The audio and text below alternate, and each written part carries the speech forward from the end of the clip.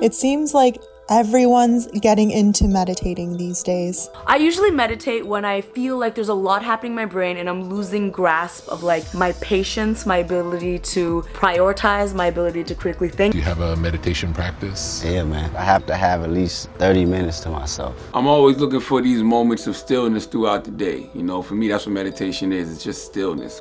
With subscription-based guided meditation apps, I do meditate usually like 10 to 20 minutes using the Headspace app. retreats to attend, and not to mention the endless guided meditation videos that can be found on YouTube.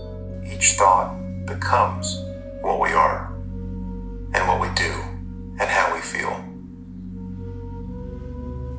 That is, until we're mindful of it. A specific type of meditation caught my attention. It's called Transcendental meditation. This dude is Bob Roth. He kind of creeps me out a little. I get a culty vibe from him. I don't know if that's a word. Bob Roth is a transcendental meditation teacher and the CEO of the David Lynch Foundation. It's a foundation for consciousness-based education and world peace. That's quoted directly from their site, not my words. Basically, they fund the teaching of transcendental meditation to children in schools and at-risk populations like the homeless and U.S. military vets who are suffering from post-traumatic stress disorder. Transcendental meditation, not a religion, not a philosophy, not a change in lifestyle. Anyone can do it from 10 years of age and up. And I taught Ellen, and it was very satisfying. I'm grateful to you to teach me this because it's changed my life. Bob Roth has taught high-profile celebrities like Russell Brand, Oprah Winfrey, Hugh Jackman, and Ellen DeGeneres. And these celebs cannot seem to overstate the benefits of transcendental meditation. Do you reckon if through meditation we can achieve access to a fuller state of consciousness, it may help us to bring about a global revolution where we've found a society based on spiritual principles rather than material and economic ones? Okay, I'm gonna be totally real. As someone who just a few years ago believed meditation to be total bogus, I was drawn to learning more. Today, we're exploring transcendental meditation. We'll learn what sets transcendental meditation apart, what actually happens to your brain and body when practicing. And we'll also go over the tradition and infamous historic roots of the practice. Pretty much, is transcendental meditation total bogus, or is there some truth to it? We gon' find out.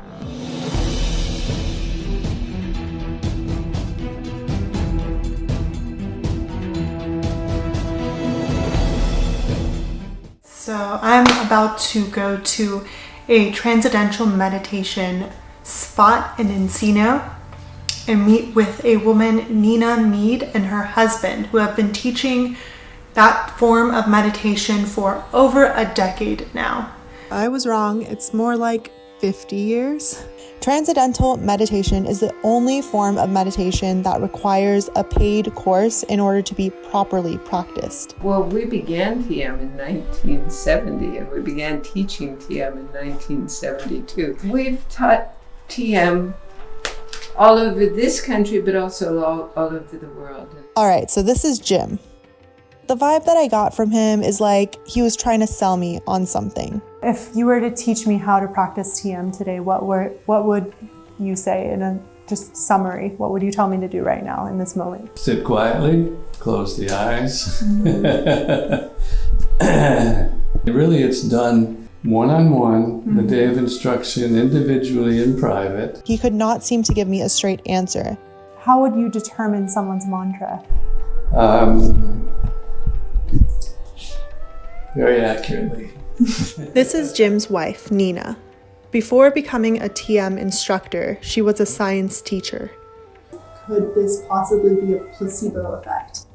Oh, absolutely. We'll get more into that later. You know, way back when we learned to meditate, people were learning really to find out what was possible for human beings, for expanding awareness. Most people who learn TM now, it's for relief of stress. Yeah. It doesn't really matter. You get both when you do it. But what we're doing is we're switching into a different state of consciousness. Consciousness. It's a term we hear all the time in relation to meditation, but I realized I didn't know how to define it. According to the internet, it's a state of being awake and aware of one's surroundings. Okay, but how does one measure the level of how awake you are? So then we look at the word, con, and then science. Con meaning in opposition or disagreement. In science, meaning a systematic knowledge of the physical or material world gained through observation and experimentation. So the word in actuality means in opposition to the systematic knowledge of the physical or material world gained through observation and experimentation. Pretty much meaning that consciousness can't be measured and quantified. If you think of an ocean, there's a lot of activity on the surface level of the ocean. And as you go deeper and deeper and deeper into the ocean, it gets quieter and quieter and quieter. And we draw a picture, a very simple picture, wavy line at the top. And then a series of bubbles, tiny little bubble, bigger, bigger, bigger, bigger, big bubble. And usually we're swimming around on the surface level of the ocean. Our mind is very active. We're going thought, thought, thought, thought, thought, thought, thought. But deep inside of everyone, every human being, is this unlimited field of creativity and intelligence and silence and dynamism. What happens in TM, and that's why it's called transcendental, because transcending means going beyond. We're leaving the surface level and we're experiencing these finer and finer and finer levels and going in the direction of this unlimited field. Now, it's a natural progression. And we always say TM is natural and it's effortless because the mind really wants to go to that field. But it's kind of caught. The technique of TM is just, we give the mind an inward direction and then let go. It actually works best if you don't do anything. Is that inward direction is one factor of that, the mantras? Yeah. Okay. The mantra helps to turn the attention within. And these are sounds that have been used for thousands of years. And they're known to have that inward direction. And they also are known to have all good effects for the individual at every level. So the mantras we use, we don't invent them. And they're not English phrases, peace, love, harmony. Right. No, we're not thinking about meaning. We're transcending on the sense of sound. And it's the easiest way to transcend.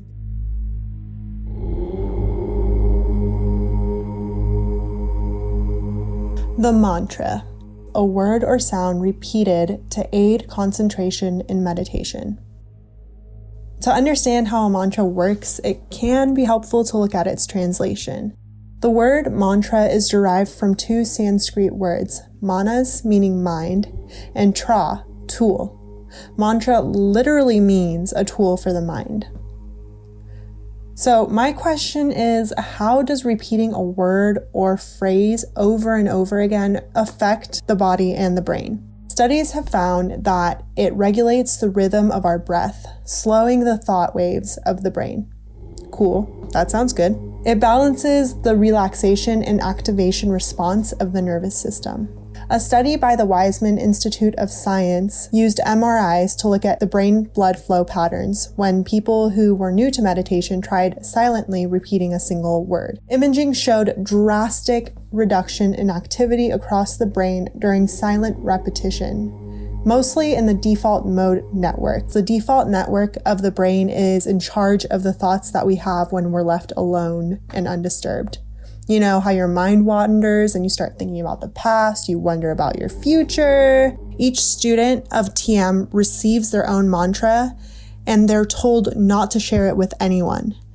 Money ploy or legit? Take it how you will, but research suggests that it doesn't matter whether you recite an ancient sacred mantra, even religious scripture or prayer, or really any sound or word or phrase. As long as you repeat something with focused attention, you'll get those results. Are there any spots that you can show us? Well, we usually have our talks in here, but I'll show you where we're going to do a group meditation tonight. We're going to have a group meditation back here in a few minutes, and we never know who's coming, but just Wednesday night at 6 we have a group meditation. So do people normally sit in chairs when they're meditating? Yeah, because the whole point is to be comfortable. And there aren't a whole lot of people who are really comfortable sitting straight up in the middle of the floor without back support. For some reason, I thought it would be on the floor. Right, in lotus position. Rugs. No, you can go deeper if you're not thinking about keeping your posture right. So we emphasize simple, effortless, and natural. And then the mind loves to go to these quieter areas. I wanted to learn, what does TM actually do? So right now I'm about to call Lynn Kaplan, the regional director of the David Lynch Foundation. She is a really experienced TM instructor. This is Lynn. We work with children who are in the special education department, and many of them have attention deficit disorder. They can't focus. When they learn TM, they're so relieved. It's so easy for them. They receive benefits just almost immediately. They feel peaceful inside, calm, good, and they come out and they feel clear and they can focus in class. What was missing from all of the other forms of meditation that existed before Transcendental meditation came around? And really what was missing was the transcending. But what was missing was then, how do you get there? The key thing of all is the easiness. So when you hear about meditation, you'll usually hear about either concentration, which takes a lot of effort, or contemplation, which is thinking about the meaning, or even listening to a guided meditation. If we do that, then the person keeps saying something and we keep being drawn back to what they say. These happen on the surface. The proper mantra and the effortless use of it gives this amazing experience. As someone who teaches science, as a scientist, what are the differences in the effects of a method like TM versus any other type of meditation? Ooh, now I'm going to pull out my computer and show you because I love this. EEG, it's the little bits of electricity that our brain is making, and you can measure it. That's what an EEG machine does. And they glued electrodes all over a person's scalp, but now they just put a cap on and they're measuring the little bits of electricity. And when you're doing TM, each one of these lines is coming from a different sensor that's on the scalp. And what is really unique about TM is that these lines are going up and down at the same time. It's called coherence. When you have all of those waves going up and down, it means that the whole brain is working on the same thing at that point. Ultimate focus. No, it's not focus. No, what is it? It's not focus.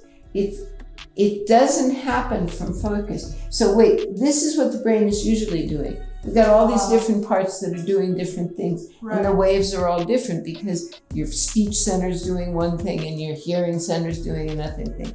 And when we do TM, the whole brain starts acting as one at that point, and it happens really quickly. It's like we're switching, we're flipping a switch. The brain is changing into a different style of functioning, and that's unique to TM. So we start with 10-year-olds and above, and we have a conversation with them. They tell us they can't sleep. They tell us when they're stressed out, they can't focus in class. So they tell us all the problem, and then we have them tell us what they use. Often they'll use music to feel better, or they'll sleep, they'll rest, or they'll exercise. There are other ways to transcend, but TM is absolutely the easiest. And what are the other ways? For instance, If you're doing a concentration technique, focus the mind. It's like you're taking one of these bubbles at the surface and you're fixing the mind on that. And you focus, focus, focus, focus. And sometimes the mind becomes exhausted and will slide into the transcendental. But it's very difficult. And TM instead is a technique for easy transcending. It's for lazy people. Could this possibly be a placebo effect? Oh, absolutely. Because the placebo effect is very real. The placebo is really strong. And I think as we do TM, it gets even stronger because the mind actually does control the body. And as we're increasing that connection, then the mind can control the body more and more and more. So the placebo effect is real, and I think we're enhancing it with TM. But I don't think it's just because people learn and they're tremendously skeptical, and they find things change that they never expected to change. Example, we were doing a course, and one man said, "Oh, since I've been meditating, I find I'm really there for people more. I'm able to listen. I'm able to relate to people. I'm really present." And the man who was sitting beside him said, "Oh, that's interesting. I'm finding the exact opposite. I'm a person who always gives, and I'm able to set boundaries now." And both of those things happen spontaneously. We tend to become more balanced, more harmonious from within ourselves, but the way that we change is different. And neither of them probably had that in mind as their goal of meditation. It's just spontaneous. I've seen this all over about how TM even works for skeptics, for people who go into it not believing in the effects of TM or meditation as a whole. How do you think that is when meditation is something that takes place in the mind? Oh, because it's a technique. So for any kind of technology, it doesn't require belief to use it. So you may not believe in an electric can opener, and you have a can of olives, and somebody says, "Hey, I need you to open this," and you're like, "Okay, where?" And they say, "Oh, it's over there." You look at this contraption, and you're like, "No way, that thing is not going to open that." Doesn't matter if they teach you how to use the technology, it works. People should be skeptical. It is your mind. You should absolutely be skeptical.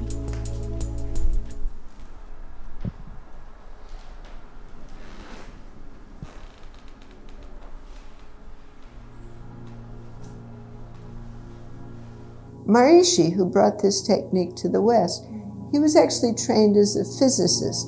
And so he's the reason that there's all this research on TM.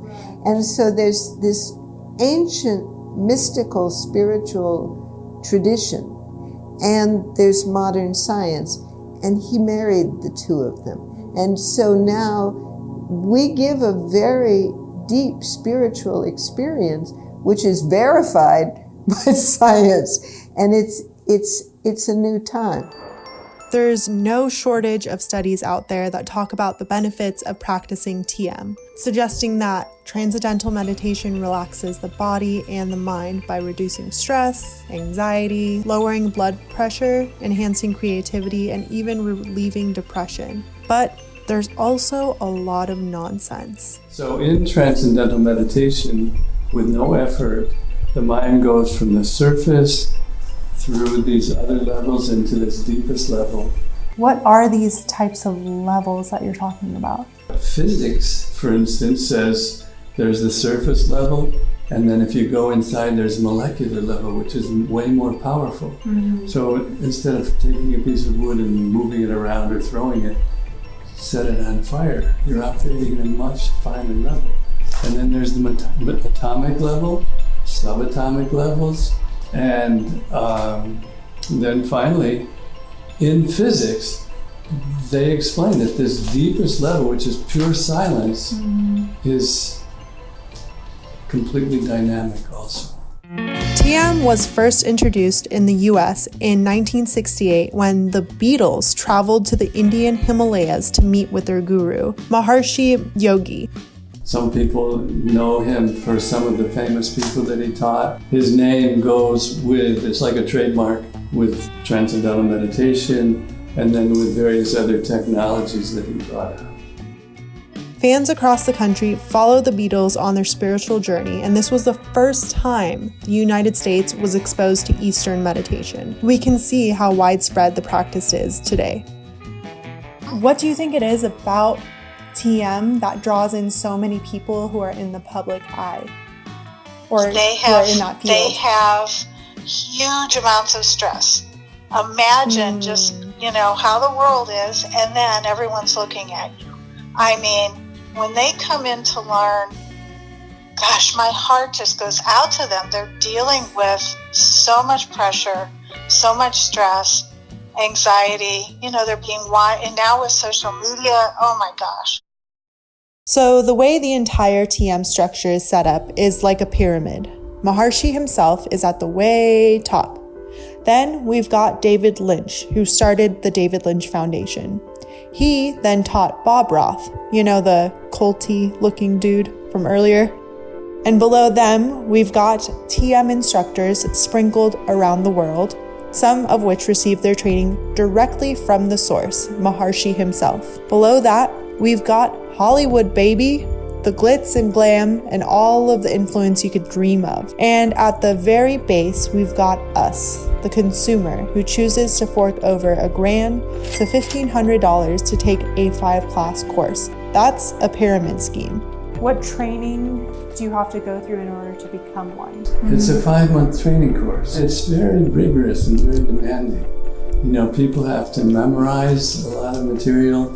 You have to know it so well that when you then teach, you're completely natural and you just own it. Maharshi, when he was thinking, should he train teachers, he basically wanted to duplicate himself. The way I see it, meditation is kind of like religion. Just like chanting a mantra calms the mind and helps with focus, praying does the same thing. It's a technique and a personal choice for each of us to make. As humans, we're constantly seeking deeper meaning. Why are we here? What's this place we inhabit? And how can I stop being stressed out all the time? I hear this a lot about spirituality, spiritual experience, just that word in general, spiritual. Yeah.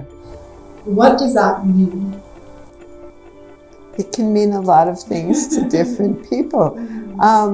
For me, and let me just say for me what that means, is the things which are, you can't quantify. It's like mind, body, spirit. It may be trendy now, but this technique is 10,000 years old. And it comes from the indigenous knowledge of India. So the technique is tried and true. And it doesn't matter if it's trendy or not. It's just this ancient, beautiful knowledge from India. And we teach it in that same set way over and over. In 2012, 4.1% of people reported using meditation, and in 2017, that number increased to 14.2%. That's a 10.1% increase of Americans practicing meditation in a 5-year time span. But get this, the number of Americans practicing a religion has consistently decreased in the US since the 60s, when meditation and mindfulness was introduced to Western culture. Coincidence? That's for you to decide. People should be careful. They should be very careful of anything that impacts their nervous system and their brain and their mind. I will, however, end with this. I spoke with 3 TM instructors who have been teaching this technique for decades now, and I left still not knowing what I'd be getting myself into if I signed up for the course. Honestly, it just didn't make any sense to me. There's something missing here. The definition of transcending is be or go beyond the range or limits of something abstract, typically a conceptual field or division. More abstract. So again, I'm going back to my original question. How can something abstract be measured, and how can that be quantified? Although I'm sure some instructors go into it with the best of intentions, at the end of the day, what they do is sales. They're good at what they do. As a practice that's becoming increasingly popular, shouldn't we know what we're choosing to believe in? As mentioned, we should be careful of anything that impacts our nervous system and our mind. They're the only ones we've got.